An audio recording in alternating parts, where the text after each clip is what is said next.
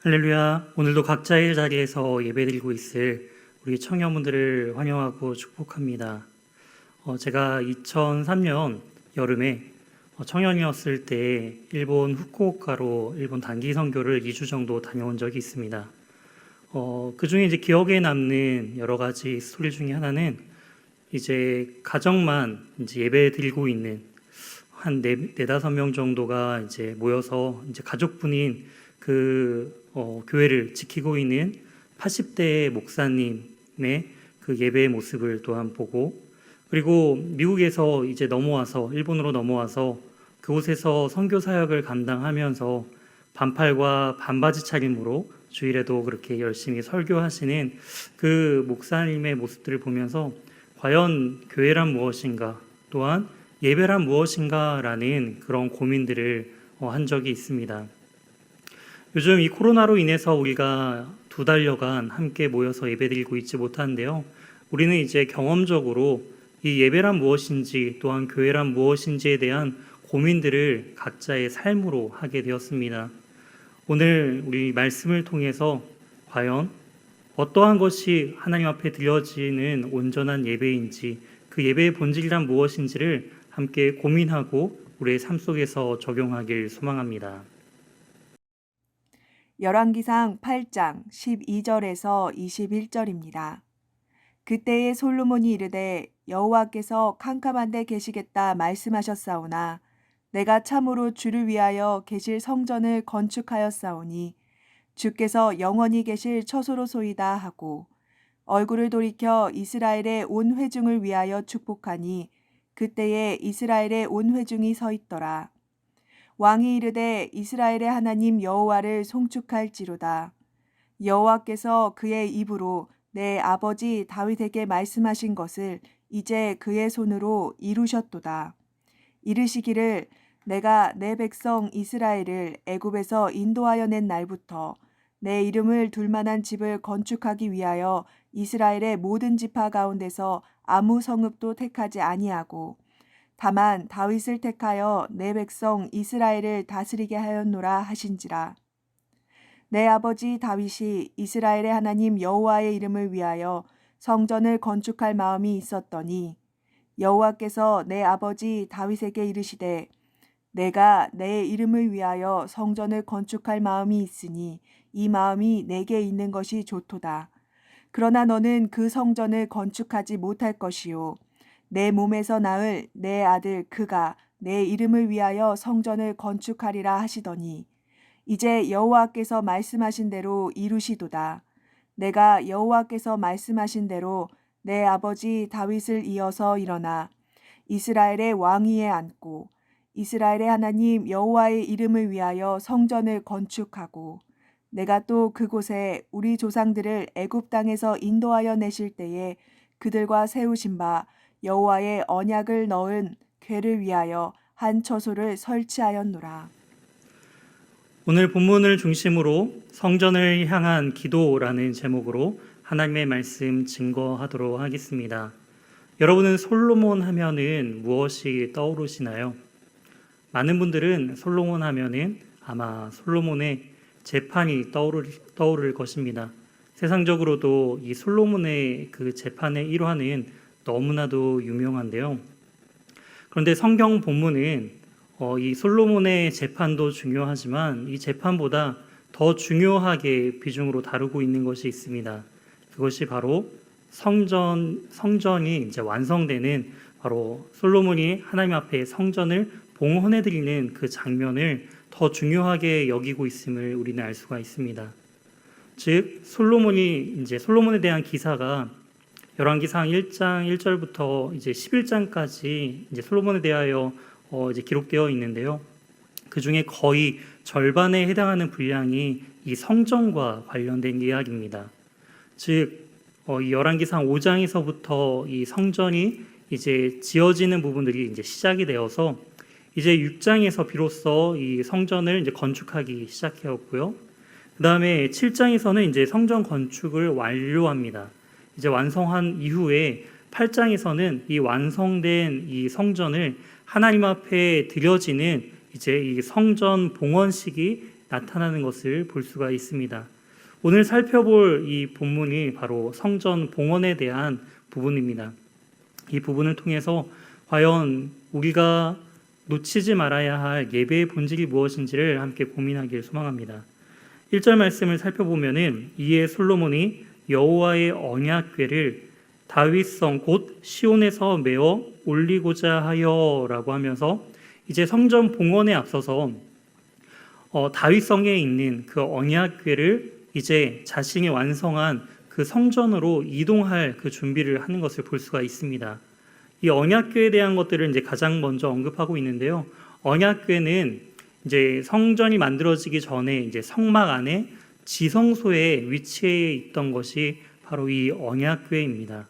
이 언약궤를 보기 위해서는 지성소로 들어가야 되는데요. 이 지성소에 들어가기 위해서는 대제사장만이 1년에 한 차례 대속죄일 날 바로 온 이스라엘 백성들을 대표해서 단 한 차례밖에 들어갈 수 없는 곳이 바로 이 지성소였습니다. 이러한 철저하게 구별된 곳에 이 언약궤가 있었다라는 것이죠. 그리고 이 언약궤는요, 하나님의 능력을 상징하고 있습니다. 그렇기 때문에 이스라엘 백성들은 중요한 전쟁을 앞두고 이 전쟁에 이제 참여할 때에 언약궤를 앞세우고 전쟁에 나아갔던 그런 장면들도 성경에서 볼 수가 있습니다. 또한 이 언약궤는요, 하나님의 인도하심을 상징하고 있습니다. 이스라엘 백성들이 광야 생활을 할 때 이제 하나님께서 그 진을 이제 이동시키십니다.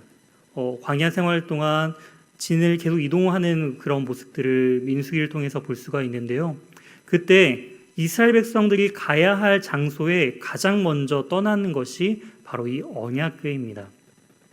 이틀길을 그리고 안식일에 가기 알맞은 그 2000규빗이나 되는 그 거리를 이제 이 언약궤가 먼저 이동을 하고 이스라엘 백성들은 그 언약궤를 바라보면서 이제 하나님의 인도하심을 따라 그 모든 이스라엘 진영이 함께 움직이고 이동한 사실을 우리는 살펴볼 수 있다라는 것이죠.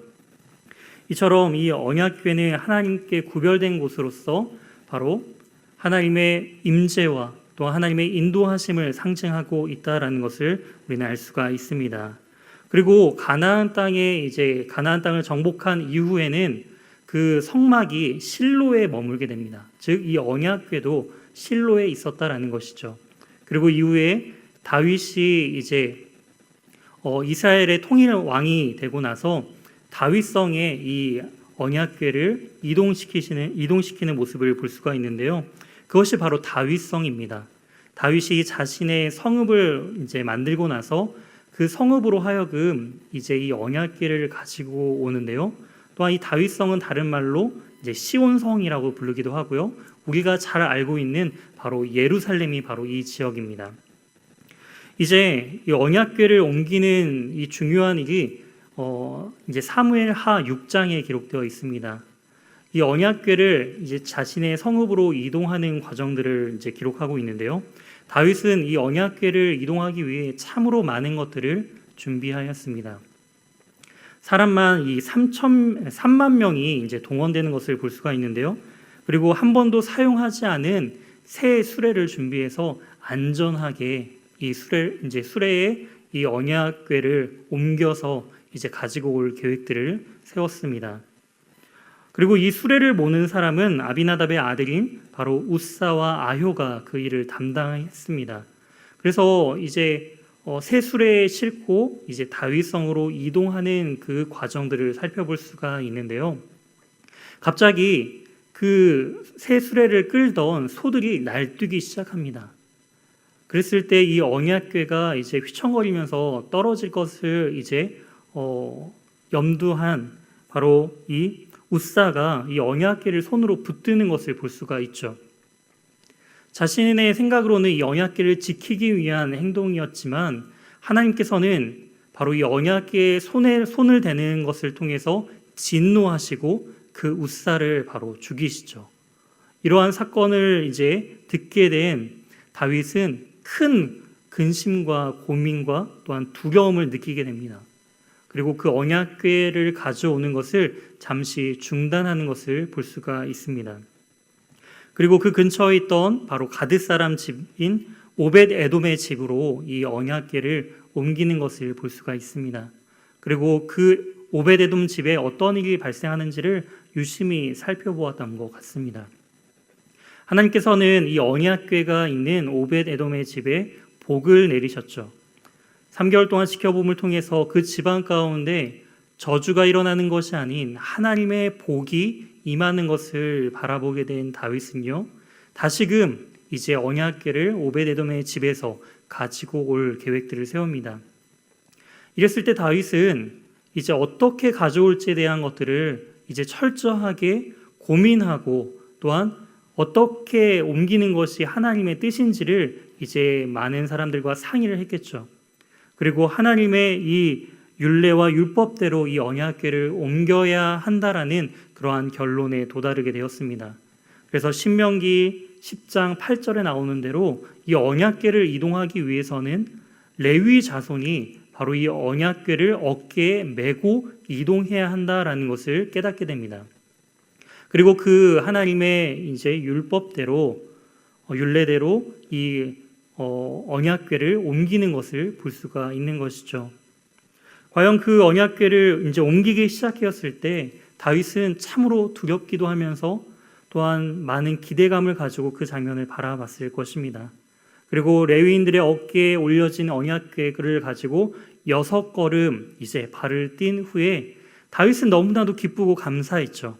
그래서 소와 송아지를 잡아다가 하나님 앞에 기쁨의 제사를 드리고 그 앞에서 기쁨의 춤을 추는 장면들을 볼 수가 있습니다. 이처럼 이러한 과정들을 통해서 그 언약궤가 실로에서부터 이제 오벳 에돔의 집을 거쳐서 다윗성까지 이제 이르는 것을 볼 수가 있는데요. 이제 솔로몬 때에 이르러서 다윗성에 있는 이 언약궤를 이제는 그 솔로몬이 지은 이제 솔로몬 성전으로 옮기는 작업이 이제 시작되는 것을 볼 수가 있습니다. 우선 그 옮기는 시기가 바로 2절에 나와 있습니다. 이스라엘 모든 사람들을 다 모이게 한 후에 에다니몰 7째 달 절기에 이제 이 언약궤를 옮기고 또한 이 성전 봉헌식을 이제 가지려고 하는 이 솔로몬의 계획들을 우리는 잘 살펴볼 수가 있습니다. 열왕기상 6장 38절을 보면 이렇게 기록되어 있습니다.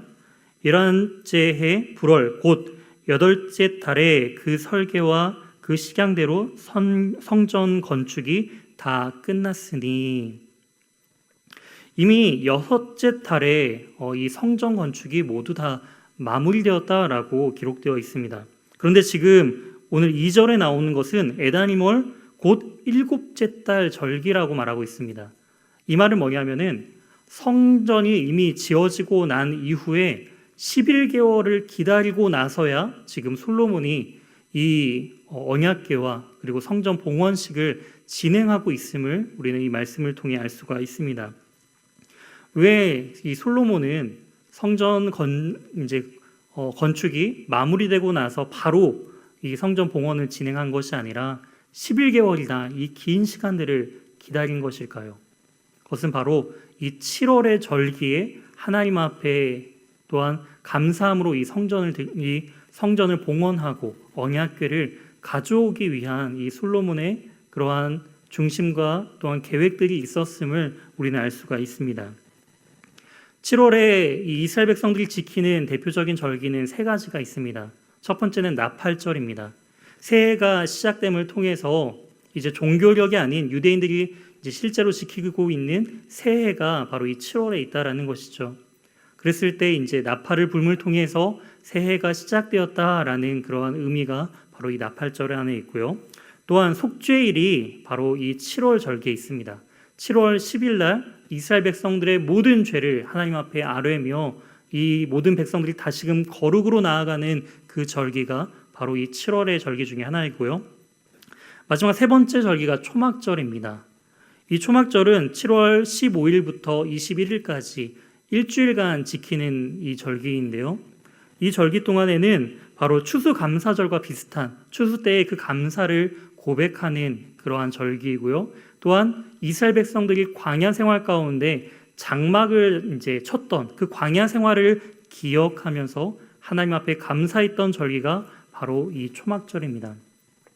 정확하게 이 세 가지 절기 중에 어떠한 절기를 위해서 이 솔로몬이 기다렸는지는 정확하게 이제 등장하지는 않고 있다라는 것이죠. 어찌됐든 이 세 가지 절기 모두 바로 이스라엘 백성들에게는 너무나 의미 있고 중요한 절기임을 우리는 말씀을 통해 생각해 볼 수가 있습니다. 이처럼 하나님의 은혜와 하나님의 그 도우심과 하나님께서 그 죄를 사해 주시는 그 기쁨을 가지고 이제 이 솔로몬은 그 성전이 온전히 하나님 앞에 드려지고 또한 언약궤가 다시금 자신이 지은 그 솔로몬 성전에 들어가기를 원했다라는 것이죠. 이제 다윗이 실수한 것을 되풀이하지 아니하고 솔로몬은 이 레위인 제사장들을 구별해서 바로 이 언약궤를 메어서 이동하는 것을 볼 수가 있습니다. 제사장들이 궤를 메고 이제 언약궤를 바로 성전의 그 지성소에 이제 안치하는 모습들을 볼 수가 있습니다. 그랬을 때 특별한 것이 언약궤를 옮겼을 때 어깨에 매기 위해서는 그 언약궤의 양 네 귀퉁이에 바로 채라고 하는 기다란 봉이 그 구멍 사이에 들어가서 두 개의 긴 봉을 이제 어깨에 메고 최소한 4명 이상이 어깨에 메고 이동해서 이제 와야 되는 것을 알 수가 있는데요. 이제 솔로몬 성전에 들어갔다라고 할 때 이 채, 이 봉은 더 이상 필요 없는 기구 중에 하나가 되었을 것입니다. 왜냐하면 이제 장막에서는 성막에서는 그 언제든지 이 성막이 이동할지 모르기 때문에 이동 수단이 필요했기 때문에 이 채가 필요했다라고 한다면 이 솔로몬의 성전은 더 이상 움직일 수 없는 고정된 장소다라는 것이죠. 그런데도 여전히 그 채가 이 지성소에 이 언약궤와 함께 지금 있는 것을 우리는 말씀을 통해 알 수가 있습니다. 이 채가 왜 하나님께서는 이 채를 그러면은 치우라고 말하시는 것이 아니라 계속적으로 왜 이 채를 남겨두신 것일까요? 그것은 바로 하나님의 이동성에 있어서 우리 인간이 하나님의 그 무한하심을 제한할 수 없다라는 그런 의미가 담겨져 있습니다. 즉 언제든지 하나님의 임재와 능력을 상징하는 이 언약궤는 하나님의 때에 하나님의 방법대로 얼마든지 옮겨질 수 있다라는 것을 이제 이 이스라엘 백성들로 하여금 알려주고 있는 것이죠. 즉 인간이 하나님을 통제하거나 제어할 수 없다라는 것입니다. 우리는 이러한 부분들을 반드시 기억해야 합니다. 하나님께서는 이 교회 안에만 계시는 분이 아니라 특정한 어떠한 시점에만 역사하시는 분이 아니라 성전에서도 계시지만 어느 곳에나 제한 없이 임마누엘이신 바로 하나님이심을 바로 이 언약궤의 채를 통해서 우리에게 말씀해주고 있습니다. 사도행전 17장 24절에도 이러한 부분을 명확하게 말씀해주고 있는데요. 우주와 그 가운데 있는 만물을 지으신 하나님께서는 천지의 주제이시니 손으로 지은 전에 계시지 아니하시고. 그렇습니다. 손으로 만든, 손으로 지은 이 성전에 주님께서는 계시지 않는다라는 것입니다. 모든 우주 만물에 편재하신 하나님이시다라는 것을 더욱더 강조해주고 있는 것이죠. 이처럼 우리 역시도 우리의 인생 속에서 하나님을 제한해서는 안 될 것입니다. 우리의 모든 인생 가운데 역사하시며 인도하시는 그 하나님의 무한하심과 신실하심을 우리는 반드시 기억하며 살아가야 한다라는 것을 우리는 이 말씀을 통해 깨달을 수 있습니다. 이어서 이 언약궤에 대해서 좀 더 상세하게 설명하고 있는데요. 이 언약궤에는 무엇이 담겨져 있는가라는 부분입니다. 9절입니다. 그 궤 안에는 두 돌판 외에 아무것도 없으니 라고, 이 두 돌판이라고 한다면 바로 십계명의 그 언약의 말씀들이 담겨져 있는 그 증거판을 상징합니다. 그 증거판 외에는 지금 아무것도 담겨져 있지 않다라고 이 성경은 기록하고 있습니다. 하지만 히브리서 9장 4절 말씀을 보게 되면요, 그 언약궤 안에는 이 증거판 말고도 다른 두 가지가 더 있는 것을 살펴볼 수가 있습니다. 첫 번째는 바로 이 만나가 담긴 금 항아리입니다. 그리고 두 번째는 바로 아론의 쌍난 지팡이, 그리고 세 번째가 바로 이 솔로몬 성전에 이제 들어갔던 이 언약궤와 동일하게 이 증거판이 있다라고 이제 기록하고 있습니다. 그런데 왜 솔로몬 이 성전에 안치된 언약궤 안에는 이 만나를 담은 항아리와 아론의 쌍난 지팡이는 없이 왜 증거판만 있는 것일까요? 혹시 가지고 오다가 분실한 것일까요? 이스라엘 백성들은 언약궤를 무엇보다 소중하게 여겼기 때문에 그들이 스스로 분실할 위험은 없었을 것입니다. 이 말은 하나님께서는 이 언약궤만 남겨두셨다라는 것을 알 수가 있는 것이죠. 만나는 무엇을 상징하나요?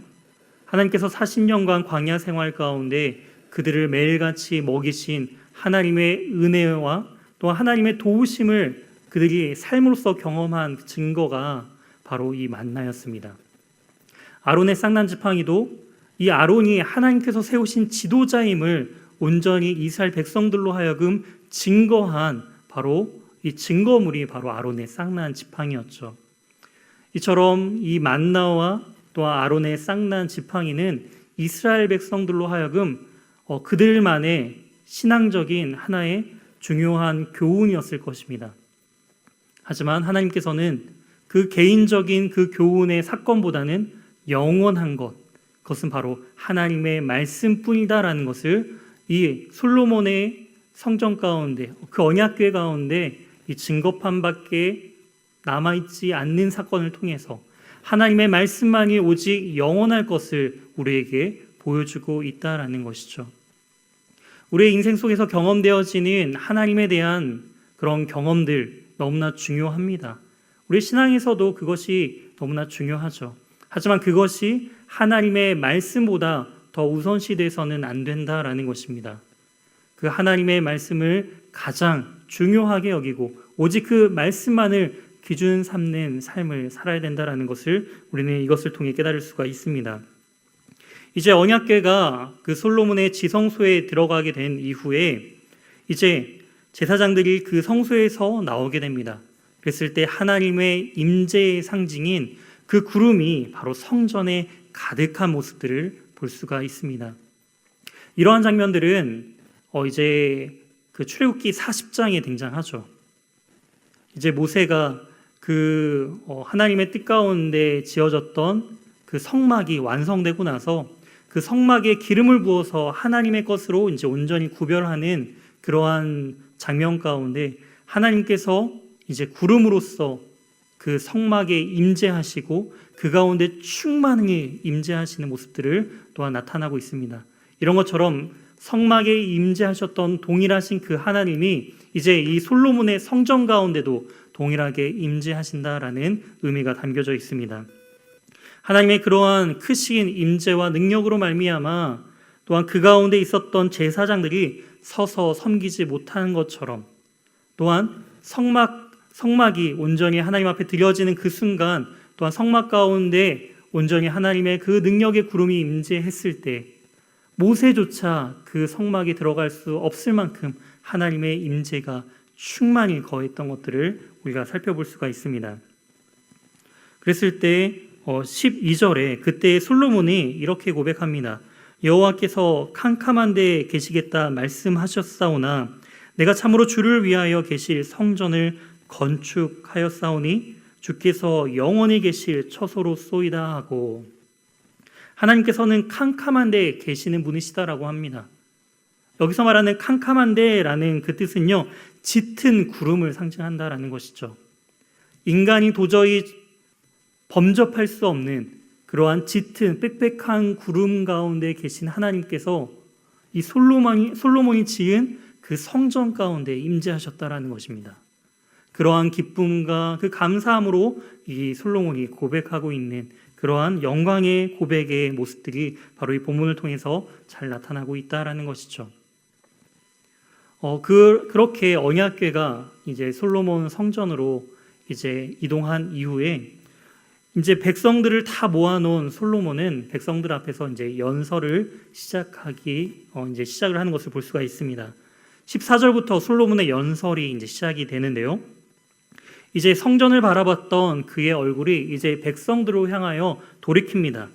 그리고 나서 온 회중을 위해 이제 축복하면서 이제 이 언약궤가, 이 솔로몬 성전이 어떻게 지어지고 언약궤가 이렇게 오게 됐는지에 대한 그러한 과정들을 이제 설명하기 시작한다라는 것이죠. 15절입니다. 왕이 이르되 이스라엘의 하나님 여호와를 송축할지로다. 여호와께서 그의 입으로 내 아버지 다윗에게 말씀하신 것을 이제 그의 손으로 이루셨도다 이르시기를. 그래서 중요한 고백을 하고 있습니다. 그의 손으로 이루셨다라는 고백을 하고 있다는 것이죠. 여기서 말하는 그의 손은 누구의 손일까요? 바로 여호와 하나님의 그 권능의 손으로 이 성전이 완성되었다라는 그 고백을 하고 있습니다.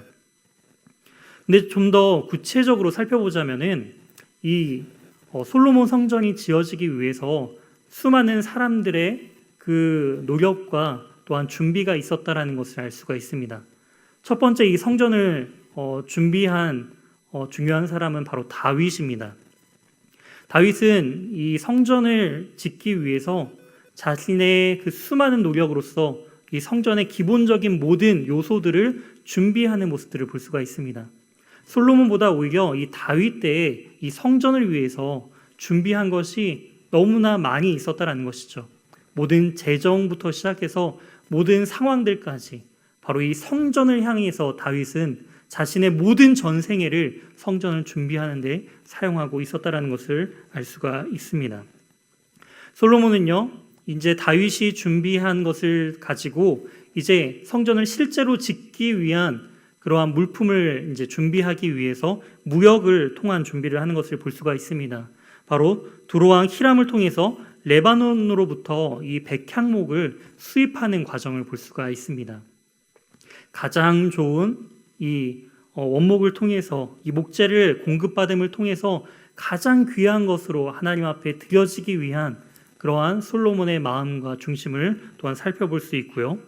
또한 솔로몬의 명령으로 인해서 이제 실제적으로 이 성전을 짓기 위해서 준비된 동원된 이스라엘 백성들의 사람들의 이제 숫자를 언급할 때에 역군이 3만 명, 짐꾼이 7만 명, 그리고 돌을 뜨는 자가 8만 명, 그리고 이제 이것을 관리 감독하는 자만 3,300명이나 되는 이 수많은 사람들, 거진 도합하면은 약 20만 명에 가까운 사람들이 7년 동안 바로 이 성전을 짓기 위해서 매달렸다라는 것입니다.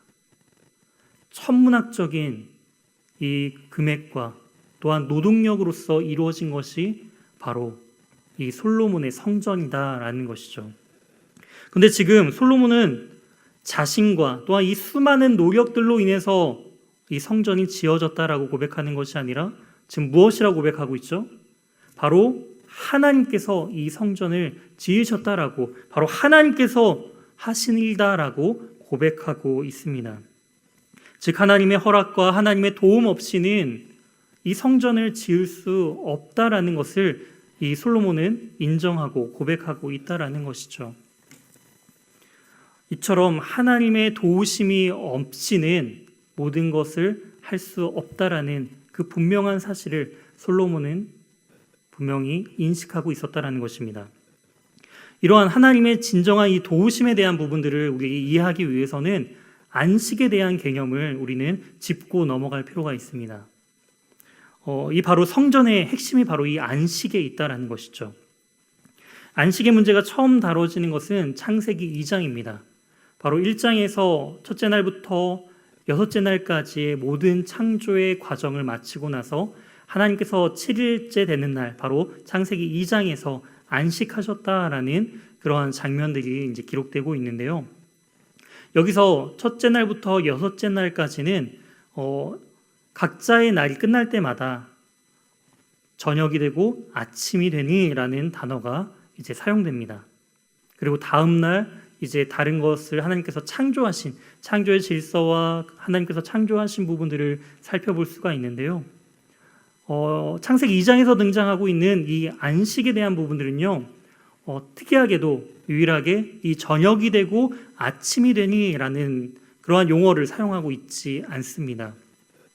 이러한 의미는요, 하나님의 안식이 영원히 지속될 것을 이제 의도하는 바로 하나님의 창조의 의도가 바로 여기에 담겨져 있다는 것을 알 수가 있습니다.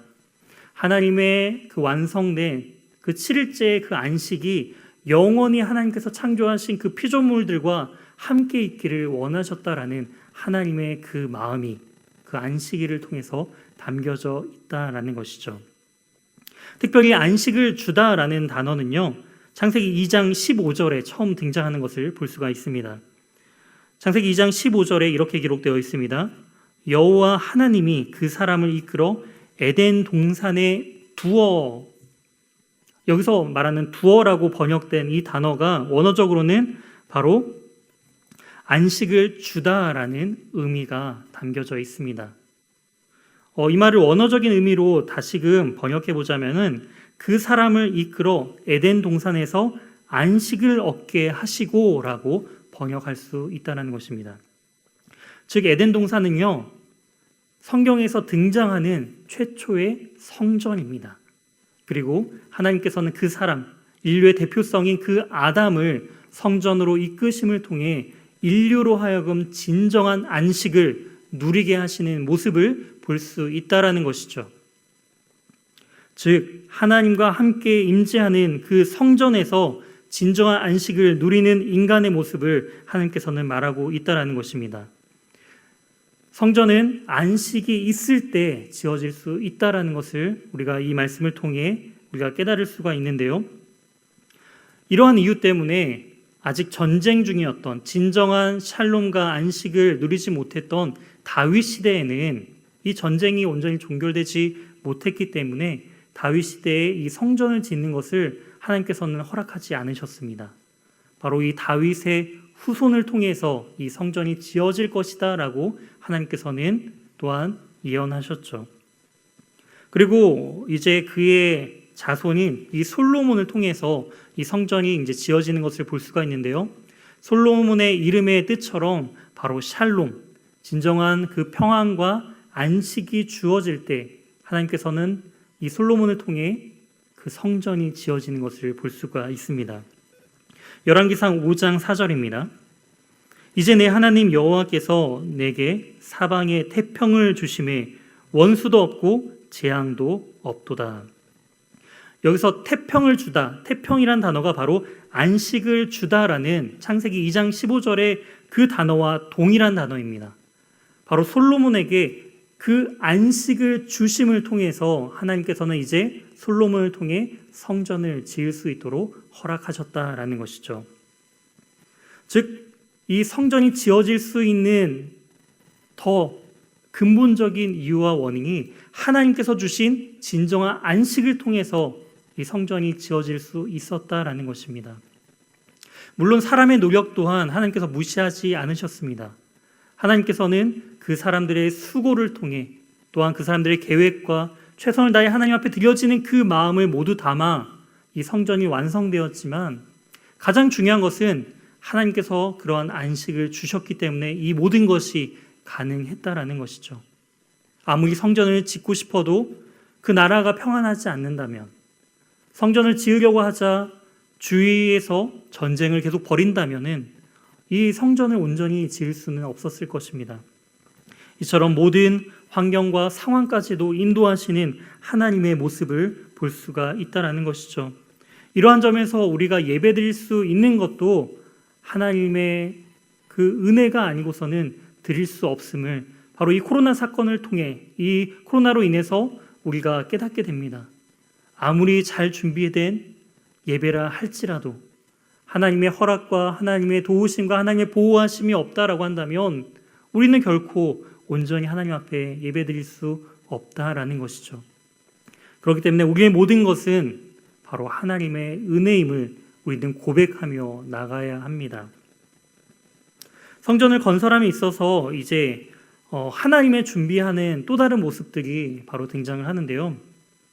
만약에 이 성전, 오늘날로 말하자면은 만약에 교회를 이제 건축한다라고 생각을 해봤을 때 과연 이제 교회를 건축할 때 무엇이 가장 중요할까요?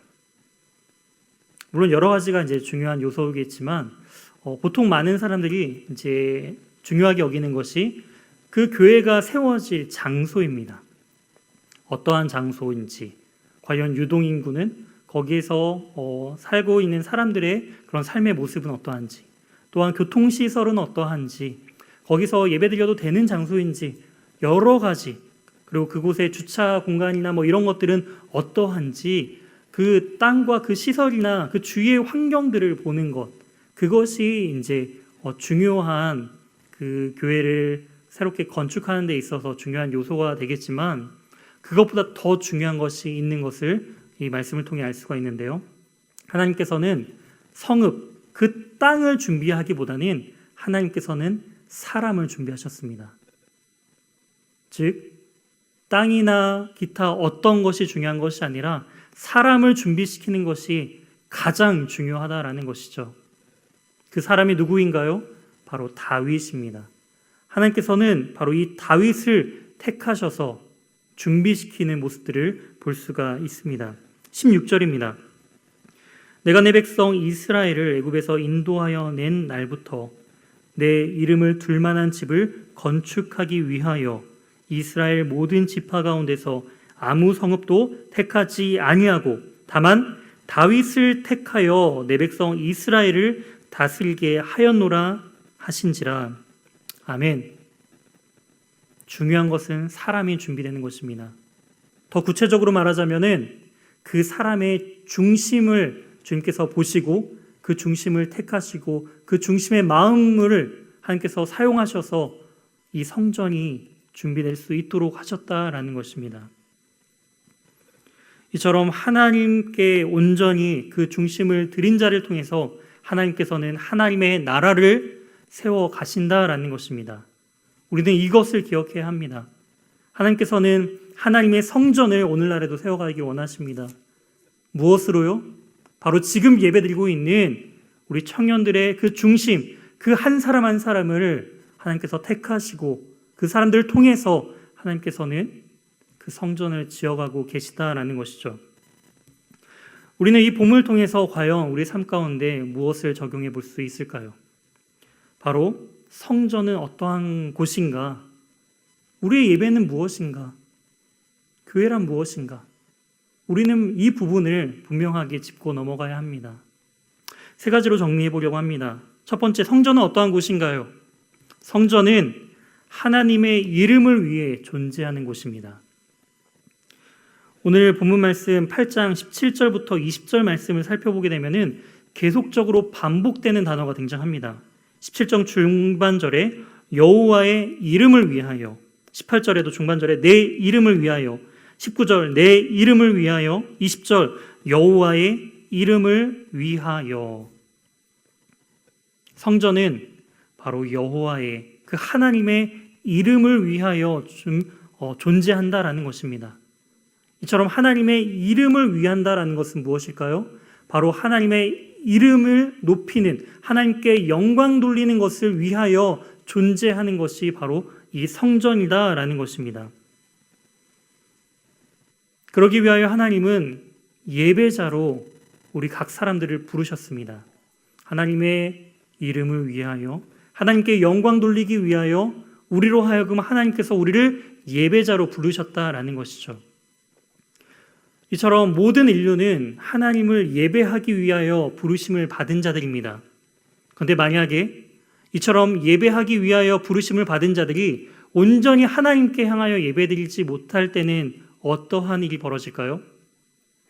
그럴 때는 하나님을 예배하는 것이 아닌 하나님께서 창조하신 피조물을 예배하게 되어 있습니다. 하나님이 아닌 다른 존재. 그것이 무엇이죠? 바로 우상입니다. 하나님을 예배할 것인가? 아니면 우상을 예배할 것인가? 아무것도 믿지 않고 나 자신만 믿는다고요? 우리 역시도 하나님께서 만드신 피조물임을 기억해야 합니다. 그렇기 때문에 나 자신만을 믿는다 할지라도 그것은 바로 하나님께서 지으신 피조물을 예배하는, 우상을 섬기는 행위입니다. 이처럼 우리가 온전히 하나님을 예배하지 않고 우리의 온전한 중심을 하나님께로 향하지 않는다면 우리는 우상을 숭배할 수밖에 없다라는 것이죠. 우리는 반드시 이것을 기억해야 합니다. 우리가 온전히 각자의 자리에서 예배하지 않는다면 우리는 자기의 자신이나 또한은 자신의 생업이나 아니면은 가족을 섬길 수밖에 없는, 하나님이 아닌 다른 어떠한 것을 더 섬길 수밖에 없는 존재임을 우리는 분명히 기억하고 하나님의 이름을 높이기 위해서 우리는 각자의 자리에서 각자의 성전으로서 지어져 가야 한다는 것이죠. 두 번째는 성전은 어떠한 곳인가요? 바로 하나님의 말씀이 있는 곳이 성전입니다. 성전은 어떠한 건물로서 존재하는 것이 아닙니다. 그렇게 수많은 노력과 수많은 예산을 통해서 이제 건설된 그 솔로몬의 성전, 그리고 이후에 이제 신약 시대에 예수님 때까지도 여전히 짓고 있었던 헤롯 성전 역시 AD 70년이 되면은 모두 무너지고 멸망당하는 것을 볼 수가 있습니다.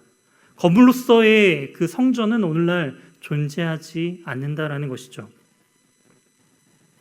그렇다면 성전의 성전됨은 어디에 있는 것일까요? 그것은 바로 언약궤가 있느냐 없느냐입니다.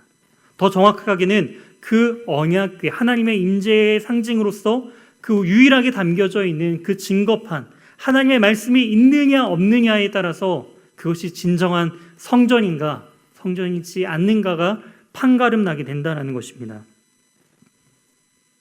사랑하는 청년 여러분, 여러분에게는 이러한 생명 되신 하나님의 말씀이 여러분에게는 있습니까?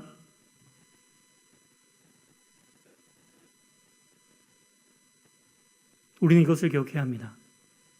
우리는 하나님의 성전으로서, 하나님을 예배하는 자로서 하나님께서 우리를 불러주셨습니다.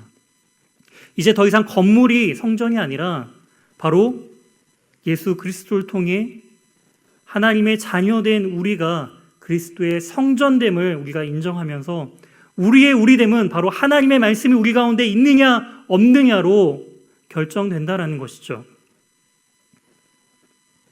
요한복음 1장 14절 말씀입니다. 말씀이 육신이 되어 우리 가운데 거하심에 우리가 그의 영광을 보니 아버지의 독생자의 영광이요 은혜와 진리가 충만하더라. 하나님의 그 말씀이 육신을 입어 우리 가운데 거하심으로 임하였습니다. 그것이 무엇인가요? 바로 예수 그리스도의 성육신입니다. 이 땅에 오심을 통해서 주님께서는 바로 예수 그리스도를 머리로 둔 교회가 또한 이 땅 가운데 세워지는 모습을 볼 수가 있는 것이죠. 그리고 여전히 이 시대 가운데 하나님께서는 말씀으로 우리를 통치하고 계십니다. 믿으십니까? 하나님께서는 오늘날에도 여전히 하나님의 말씀으로 우리를 통치하고 계신다라는 것입니다. 그렇기 때문에 말씀이 육신이 되어 이 땅 가운데 임하신 예수 그리스도를 통해서 우리는 바로 하나님의 통치를 받는 삶을 살아야 한다라는 것이죠. 이처럼 내 안에 그 말씀이 있는지, 그 예수 그리스도의 십자가의 보혈의 은혜가 우리의 삶 가운데 충만하게 있는지, 그리하여서 내 삶 속에서 바로 그리스도의 그 말씀의 능력이 나타나고 있는지를 우리는 분명히 점검해야 한다는 것이죠. 마지막으로 성전은 어떠한 곳인가요? 성전은 기도하는 곳입니다.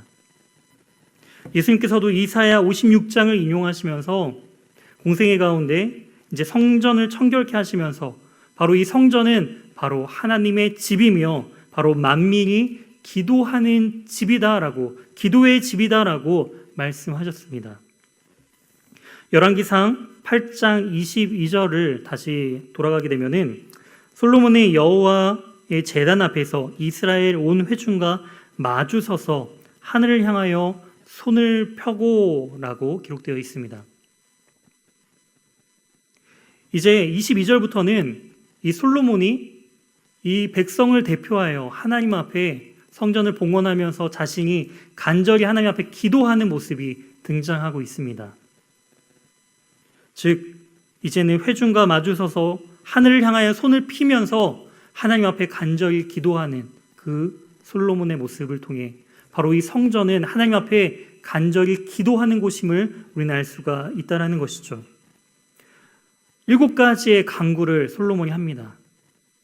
그런데 이제 7가지 기도의 내용도 중요하지만 여기서 살펴볼 부분들은 기도하는 장소의 변화가 이제 등장하고 있다는 것이죠. 솔로몬이 기도하면서 기도하는 그 장소에 대한 변화가 계속적으로 등장합니다. 8장 22절에서는 제단 앞에서 이제 기도하기 시작해서 33절부터는 이제 성전에서 기도하는 모습이 등장하고요. 35절에서는 이곳을 향하여, 42절에 나오는 것처럼 이곳은 성전을 향하여 기도하고 있고요. 44절과 48절에서는 성전이 있는 쪽을 향하여 기도하고 있는 모습을 볼 수가 있습니다. 솔로몬의 기도를 통해서 그 기도하는 그 이스라엘 백성들의 그 상황이 점점 성전에서 멀어져 가는 그 모습을 볼 수가 있습니다. 성전에서 점점 멀어가는 그 이미지를 통해서 이제 보여주고자 하는 것은 바로 그들이 이제 이 성전에서 기도할 수 없을 때가 올 때, 그러한 순간을 또한 이제 예언적으로 기도하고 있음을 이제 살펴볼 수가 있습니다. 성전에서 기도할 수 없는 성전 밖에서 성전이 있었던 그곳을 향하여 기도할 수밖에 없는 그러한 절망적인 상황 속에서도 그 간절한 기도를 들어달라라는 솔로몬의 그 간절한 그 요청들, 그리고 하나님께서는 그 성전을 향하여 간절히 기도하는 자들의 그 기도를 들으시는 분이시다라는 것을 지금 이 솔로몬은 그렇게 기도하고 있는 것을 볼 수가 있습니다. 중요한 것은 성전에서 기도하고 있느냐 아니면 성전 밖에서 기도하고 있느냐, 이것이 중요한 것이 아니라 그 중심이 온전히 하나님을 향하여 간절히 기도하고 있느냐, 이것이 더욱더 중요하다라는 것입니다. 우리에게는 그러한 간절함이 있습니까? 하나님께 향한 그런 간절함이 있습니까? 이런 간절함은요, 이 기도를 반드시 들으시고 또 우리의 기도를 또한 통해서 역사하시는 하나님이 누구신지를 알 때 우리는 간절히 기도할 수 있습니다. 그리고 이러한 간절한 기도는요, 자신을 철저하게 낮춥니다. 서서 기도하기 시작했던 솔로몬이요, 이제 기도를 마칠 쯤 그의 모습은 이제 무릎을 꿇고 주님 앞에 나아가는 모습을 볼 수가 있습니다. 54절입니다. 솔로몬이 무릎을 꿇고 손을 펴서 하늘을 향하여 이 기도와 간구로 여호와께 아뢰기를 마치고, 이처럼 기도는 하나님 앞에서 철저히 우리가 낮아지는 것이 기도입니다. 우리가 높아지는 것이 아니라, 우리의 기도를 주님 들어주세요라고 주님을 협박하는 것이 아니라 주님의 뜻이 우리를 통해 온전히 이루어지기 위해 나 자신을 철저하게 낮추고 주님 앞에 무릎 꿇게 하는 것, 그것이 바로 기도다라는 것입니다.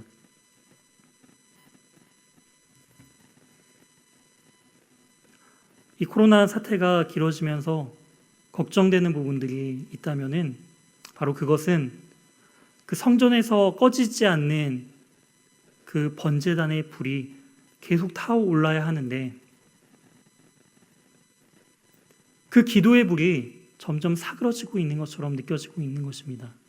함께 모여서 뜨겁게 기도하며 함께 모여서 뜨겁게 예배했던 그 뜨거움들이 점점 식어가고 있는 건 아닌가라는 그런 걱정이 된다라는 것이죠. 우리는 더 몸부림쳐야 합니다. 더 주님 앞에 간절히 기도함으로 나아가야 합니다. 다니엘이 그 성전에 이제 포로로 잡혀오게 되고 1차 포로로 끌려오게 된 이후에 이제 성전에서 기도할 수 없는 그 상황 속에서 성전을 향하여 습관적으로 기도하며 나아갔던 것처럼 우리 역시도 지금 각자의 자리에서 그러한 간절함으로 주님 앞에 기도함으로 나아가야 한다라는 것입니다. 그 간절함이 사라진다면 우리의 기도, 하나님을 향한 우리의 열정, 우리의 모든 것이 점점 식어져 갈 수밖에 없다라는 것이죠. 사랑하는 청년 여러분, 우리가 이 말씀을 통해 과연 이 성전은 무엇인가를 통해서 본질은 과연 무엇인가라는 것을 계속적으로 우리가 살펴보았습니다. 예배의 형식은 얼마든지 바뀔 수 있습니다. 시대에 따라서 그 형식은요, 계속적으로 바뀔 수밖에 없다라는 것이죠. 하지만 그 본질은, 그 예배의 본질은, 교회의 본질은 어느 시대에나 변하지 않고 동일합니다. 이러한 점에서 저는 계속적으로 우리가 영상 예배로 이렇게 예배드리는 과정 가운데 다양한 장소에서 또한 다양한 옷차림으로 예배를 인도하고 있습니다. 꼭 이 본당에서 정장을 입고서만 예배드리는 것이 예배가 아니라 이 형식적인 부분들은 얼마든지 바뀔 수 있다는 것이죠. 지금 비록 이 본당 안에 우리 청년분들은 아무도 없지만 지금 각자의 자리에서 예배드리고 있을 그 자리,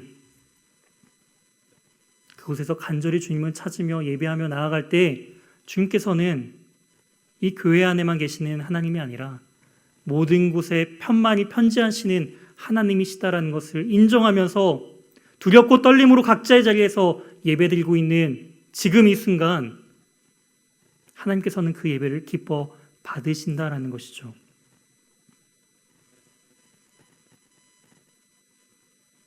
그렇다면 우리가 시대가 지나도 변질되지 않아야 할 그 본질은 과연 무엇일까요? 바로 이 교회의 본질은 하나님의 이름을 위하여, 하나님의 영광을 위하여 존재한다라는 것입니다.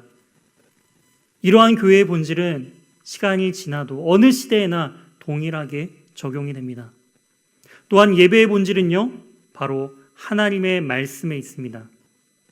하나님의 말씀이 있느냐 없느냐, 예배의 본질은요, 기도에 있습니다. 온전히 하나님을 향한 그 간절한 기도가 있느냐, 그리고 예배의 본질은요, 눈으로 보이는 말씀인 바로 성찬, 기도와 말씀과 성찬, 이 온전한 이 말씀과 기도와 성찬을 통해서 우리는 예배의 본질이 바로 이곳에 있음을 우리는 알 수가 있다는 것이죠. 사랑하는 우리 청년 여러분, 우리는 이 본질을 잊지 말아야 합니다. 내 안에 그 하나님의 말씀이 온전히 있는지, 그 기도의 불이 꺼지지 않고 하나님을 향한 그 간절함이 여전히 남아있고 더 불타오르고 있는지 우리 자신을 점검해야 한다라는 것이죠. 우리는 혼란한 시대 속에 살아가고 있습니다. 세상은 점점 이 본질을 흐트러 버리려고 그렇게 우리를 흔들고 있지만 우리는 이 본질은 반드시 놓치지 않고 온전히 붙들고 나아가야 합니다. 이렇게 겸손히 하나님과 동행함을 통해서 각자의 삶 속에서 온전히 하나님을 예배하고 예배의 그 본질을 지키며 우리가 참 교회됨을 인정하면서 하나님의 영광을 위해 살아가는 저와 또한 사랑하는 우리 예수가족 청년분들이 되길 주님의 이름으로 소망합니다. 함께 기도하도록 하겠습니다. 참 좋으신 하나님 아버지 감사드립니다. 하나님, 우리를 예배자로 부르시며 지금 각자의 자리에서 예배드리고 있는 우리 귀한 청년들과 우리 성도님들의 그 예배를 받으시는 주님, 시대가 지나고 어떠한 환경 속에서도 변하지 않는 그 예배의 본질, 그 말씀과 기도와 그 성례를 우리가 늘 기억하며 사모함으로 나아가길 소망합니다. 우리의 삶 속에서 주님께서 온전히 주인 되어 주시고 우리를 온전히 하나님의 거룩한 성전으로 지어주셔서 하나님, 우리가 다 같이 함께 예배드릴 그날을 꿈꾸며 각자의 자리에서 주님을 바라보며 온전히 기도함으로 나아가는 우리 모두가 될 수 있도록 하나님 인도하여 주시옵소서. 여러 가지 상황으로 인하여서 경제적으로, 육체적으로 고통당하며 힘들어하는 우리 청년들과 우리 성도님들을 기억하여 주셔서 하나님 그들의 마음을 위로하여 주시고 우리의 진정한 주인 되신 주님께서, 진정한 왕 되신 그 주님께서 모든 상황과 환경을 열어주셔서 다시금 이 모든 과정들을 통해 하나님께서 보호하시고 인도하시고 이끄시는 분이시다라는 것을 우리가 고백하며, 또한 우리가 간절히 주님만을 붙들며 나아갈 수 있는 믿음을 허락하여 주시옵소서. 우리의 모든 삶 가운데 영광 받으실 주님을 온전히 찬양하오며 이 모든 말씀 살아계신 예수 그리스도의 이름으로 기도드립니다. 아멘.